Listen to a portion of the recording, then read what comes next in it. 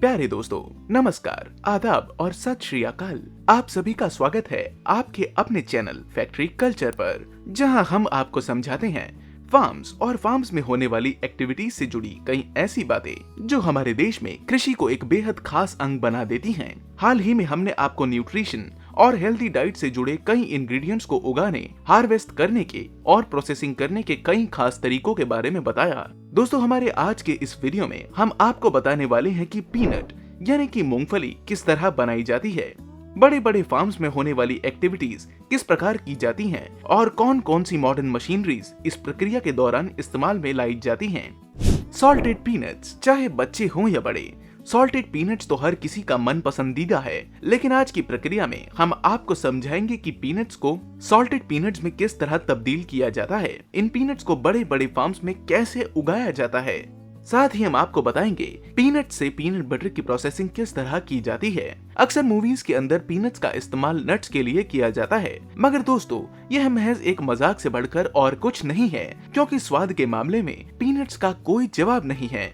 तो चलिए दोस्तों, बिना कोई वक्त जाया किए फटाफट से शुरू करते हैं the making of peanut butter from the magic peanuts. इस कड़ी में सबसे पहले तो यह मेहनती किसान ये सुनिश्चित करते हैं कि उसमें किसी भी तरह के कंकड़ या अन्य फसलें मिट्टी की गहराई में कोई और फसल नहीं उगी हो, क्योंकि अगर ऐसा हुआ तो जाहिर सी बात है कि पीनट से मिलने वाले न्यूट्रिशन अन्य क्रॉप्स में बढ़ जाएंगे और आगे चलकर इससे सरप्लस उगाने में नाकामयाबी ही हाथ लगेगी। दोस्तों, इस कड़ी में बड़े बड़े आकार के ट्रैक्टरों की मदद से बड़े पैमाने पर इस खेत को जोता जाता है। यह कमाल की मशीन अपने भीतर लगे प्लॉव की मदद से पूरे के पूरे खेत को जोत डालती है, जिससे ढेर सारे मैनुअल एफर्ट्स और वर्कर्स का काम बचता है। और इन सब के बावजूद भी अगर मिट्टी में किसी भी तरह का कूड़ा करकट मौजूद होता है तो उसके बारे में पता लगाने के लिए कई और तरीकों का इस्तेमाल करते हैं, जिसमें शामिल है इस मिट्टी के पीएच लेवल को जांचना। दरअसल पीएच लेवल के माध्यम से किसान मिट्टी के एसिडिक नेचर का पता लगाते हैं। मूंगफली के दाने को बोने से पहले लगातार मैदान में टिलिंग यानी कि खुदाई की जाती है। इस प्रक्रिया के दौरान अलग अलग फार्मिंग इंस्ट्रूमेंट्स का इस्तेमाल किया जाता है, जैसे कि हुक कल्टीवेटर, प्लॉग आदि। कुछ इस प्रकार मैदान में ढेर सारी लंबी लंबी रेखाएं सी खींच दी जाती हैं। मैदान को जोतने के दौरान इस्तेमाल की गई मशीन के ऊपर निर्भर करता है कि हर एक रेखा के बीच कितना अंतर होगा, जो कि तकरीबन 24 से 36 इंची तक हो सकता है। दोस्तों, इसके अलावा आपको बता दें कि मूंगफली के दानों को जब बोने की बारी आती है तो इन्हें जमीन में केवल 1 या 1.5 इंच ही गाड़ा जाता है। ऐसा बहुत ही सोच समझ कर किया जाता है, क्योंकि मूंगफली का बेहद अच्छी तरह उगने के लिए यह जरूरी है कि इन्हें मिट्टी की भरपूर मात्रा मिल सके। इससे ज्यादा गहराई में बोना इसकी ग्रोथ को बुरी तरह प्रभावित कर सकता है। हर एक रूम में लगाए गए पीनट के सभी बीजों के बीच लगभग 2 से 4 इंच का फासला होता है, और जिन्हें इसका कारण नहीं पता उनके लिए बता दें कि दोस्तों ऐसा इसलिए किया जाता है ताकि हर एक बीज में से निकलने वाला पौधा अपने आसपास की मिट्टी में मौजूद सभी पोषक तत्वों और मिट्टी में दिए जा रहे पानी को पूरी तरह से यूटिलाइज कर सके और उसे बाकी अन्य बीजों से पोषक तत्वों के मामले में किसी भी प्रकार का समझौता ना करना पड़े। 100 बात की एक बात, ऐसा करके प्लांट को ज्यादा फलने फूलने वाला बनाया जाता है। Max emerge 5। दोस्तों, जिस कमाल की मशीन को आप इस वक्त अपनी स्क्रीन पर देख रहे हैं, इसने पिछले कई सालों से पीनट की फार्मिंग करने वाले फार्मर्स को बहुत ज्यादा मदद पहुंचाई है। इस मशीन में लगी टेक्नोलॉजी और इसके लाजवाब सेंसर्स की मदद से किसान एक ही बारी में जमीन को जोतकर उसमें पीनट को बोने का काम पूरी तरह कर सकता है। एक और बात जिसका ध्यान इन मूंगफली किसानों द्वारा रखा जाता है वो है इन मूंगफली की फसल में नमी की मात्रा। Moisture content and water management really plays a crucial role in seed germination। शायद आपको यह बात नहीं मालूम होगी कि मूंगफलियों को उगाने के लिए केवल उनके बीच की दूरी या फिर मिट्टी की गुणवत्ता का ही ध्यान नहीं रखा जाता, बल्कि इसके अलावा हर सप्ताह इन सीडलिंग्स को 1 से 1.5 इंच पानी देना पड़ता है। ऐसे में कई बार किसानों की मदद करती है रिमझिम बारिश, जिससे कि इनको सिंचाई करने में आसानी होती है। लगातार मूंगफलियों की जड़ों पर पानी पहुंचना बेहद अनिवार्य होता है ताकि पौधों को कोई भी नुकसान न हो। इससे ये हाइड्रेटेड रहते हैं। दोस्तों, कुछ इस तरह पीनट प्लांट के ब्लॉसम करने का समय भी आ जाता है और इन्हें हार्वेस्ट करने की बारी आती है। इन्हें कब हार्वेस्ट करना है, किसानों के लिए यह बात जानना बेहद अहम माना जाता है, क्योंकि अलग अलग पीनट्स का अलग अलग हार्वेस्टिंग पीरियड होता है। जैसे कि कुछ वैरायटीज ऐसी होती हैं जो कि केवल 120 दिनों के अंदर ही मैच्योर हो जाती हैं, जबकि कुछ को पूरी तरह मैच्योर होने में पूरे 120 दिनों का वक्त लगता है, या फिर कई केसेस में उससे भी ज्यादा समय लग सकता है। इन्हें पहचानने का एक बहुत ही अच्छा तरीका यह होता है कि उनके सीड्स के अंदर जो कलर होता है उसे इन फार्म्स के फार्मर्स द्वारा जांचा जाता है, और जैसे ही कोई भी प्लांट अपने मैच्योरिटी टेस्ट को पार कर लेता है तो बड़े बड़े कटर्स और ब्लेड से लैस इन ट्रैक्टर्स के जरिए पीनट की हार्वेस्टिंग की जाती है। इस आधुनिक मशीन के द्वारा सबसे पहले पीनट को जड़ से उखाड़ा जाता है और उसके बाद इन्हें उल्टा दिया जाता है ताकि अगले कुछ दिनों तक इन्हें सूरज की धूप मिलती रहे और इनका मॉइस्चर थोड़ा कम हो जाए, यानी कि ये सूख जाएं। ऐसा करने से पीनट्स के प्लांट फंगल इन्फेक्शन से बचे रहते हैं और साथ ही यहाँ से फैक्ट्रीज तक के सफर के दौरान इनकी हालत भी बेहतर रहती है। दोस्तों, ये कमाल की मशीन 10 लोगों का काम मिनटों में निपटा देती है। भारी से भारी काम को करना इस मशीन के लिए बाएं हाथ का खेल है।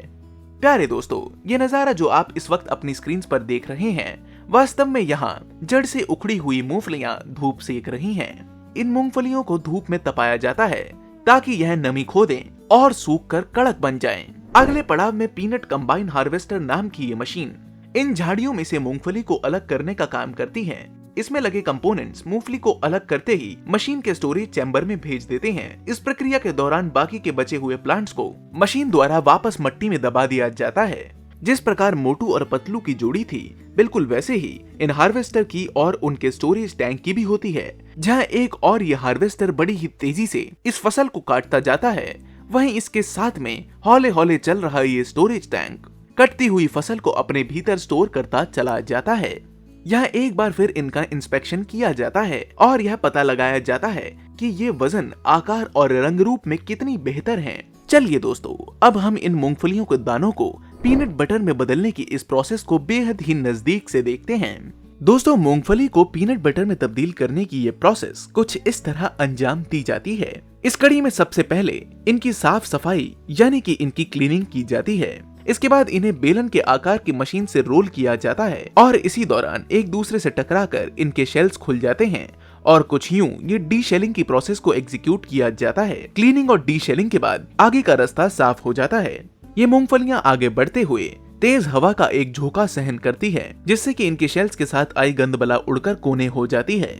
इस दौरान शेल से अलग हो चुकी भारी मूंगफलियां आसानी से पार कर जाती हैं और साथ ही उनके छिलके हवा में उड़ जाते हैं। आगे चलकर ग्रेविटी सेपरेटर में इनकी डेंसिटी के आधार पर इन्हें जांचा जाता है। लगातार वाइब्रेटर के उछाल से ऊपर की ओर उठती मूंगफलियों को अलग कर लिया जाता है और छोटे मोटे डैमेज्ड पीनट्स नीचे रहकर ही जमा हो जाते हैं। इनकी छांटनी की यह प्रक्रिया बेहद लाजवाब है। दोस्तों, इसके बाद बारी आती है एक और इम्पोर्टेंट प्रोसेस, ब्लीचिंग की, जिसके अंदर बड़ी ही बारीकी से मशीनों और कुछ वर्कर्स के द्वारा इनके ऊपर लगे लाल छिलकों को हटाया जाता है। अब पूरी तरह से तैयार हो चुकी इन मूंगफलियों को गर्म पानी और भाप के मिश्रण का मजा देने वाली इस मशीन से गुजारा जाता है। इस मशीन से गुजरने के दौरान मूंगफलियों की बाहरी सतह बड़ी ही नाजुक हो जाती है और इन गर्मा गर्म मूंगफलियों के बीच बचे कुचे शेल्स की प्रक्रिया भी कुछ इस तरह समाप्त होती है। ब्लीचिंग के बाद बारी आती है इनकी रोस्टिंग यानी कि भुनाई की। पीनट बटर बनाने के लिए मूंगफलियों को रोस्ट करना बेहद जरूरी होता है। इस प्रक्रिया के अंदर इनके स्वाद और टेक्सचर को इम्प्रूव करने के लिए इन्हें इस रोस्टर में भुना जाता है। इस दौरान पूरा का पूरा प्रोसेसिंग प्लांट इन मूंगफलियों की खुशबू से महक उठता है और अगले 15 मिनट तक 45 डिग्री सेल्सियस के टेम्परेचर पर ल्यूक हीट पर इन सब को रोस्ट किया जाता है। बारी आती है हमारे आखिरी स्टेप की, यानी कि इन रोस्टेड पीनट्स को पीनट बटर में बदलने की।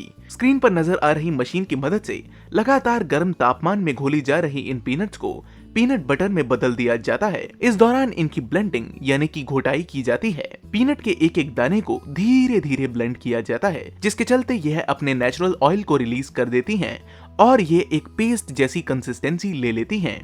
जैसे जैसे इनकी ब्लेंडिंग चलती रहती है, इनके नेचुरल ऑयल उठकर ऊपर आते जाते हैं और यह पेस्ट गाढ़ा होता चला जाता है। दोस्तों, आप ये देखकर भी नहीं बता सकते कि कुछ देर पहले यह मूंगफली के दाने ऐसे दिखते थे, जो अब बेहद स्मूथ कंसिस्टेंसी वाले इस पेस्ट में तब्दील हो चुके हैं। पीनट बटर को स्वादिष्ट बनाने के लिए इसमें थोड़ी सी चीनी यानी शुगर का एडिशन भी किया जाता है। साथ ही कुछ ब्रांड्स इसकी शुगर को न्यूट्रलाइज करने के लिए इसमें सॉल्ट यानी नमक को भी ऐड करते हैं और कुछ इस तरह ब्लेंडिंग के बाद हमारा पीनट बटर बनकर तैयार हो जाता है। मगर इसे ऐसे ही तो आप तक नहीं भेजा जा सकता ना, इसीलिए इसकी पैकिंग के लिए इन्हें इन ग्लास जार्स में फिल किया जाता है। दोस्तों ये ऑटोमेटिक मशीनें इसके तौल के अनुसार इसे इन ग्लास जार्स में फिल करती चली जाती हैं और अंत में इनकी लेबलिंग और सीलिंग के बाद कुछ इस तरह आपका पीनट बटर बनकर तैयार हो जाता है। तो दोस्तों ये था मूंगफली का पूरा सफर, जहां हमने आपको मूंगफली के उगने से लेकर फैक्ट्रियों में इसकी प्रोसेसिंग होने तक की पूरी यात्रा दिखाई। हमने यह जाना कि फैक्ट्रियों में ये बेहद स्मूथ कंसिस्टेंसी वाला पीनट बटर कैसे बनता है। अगर आपको आज की ये वीडियो पसंद आई तो इसे एक लाइक जरूर करें। साथ ही आगे भी ऐसी ही मजेदार वीडियोस को देखते रहने के लिए हमारे चैनल को जरूर सब्सक्राइब करें। जल्द ही मिलते हैं आपको एक और ऐसी ही गजब की वीडियो के साथ। तब तक के लिए आप रखें ख्याल अपना और अपने परिवार का। Bye bye.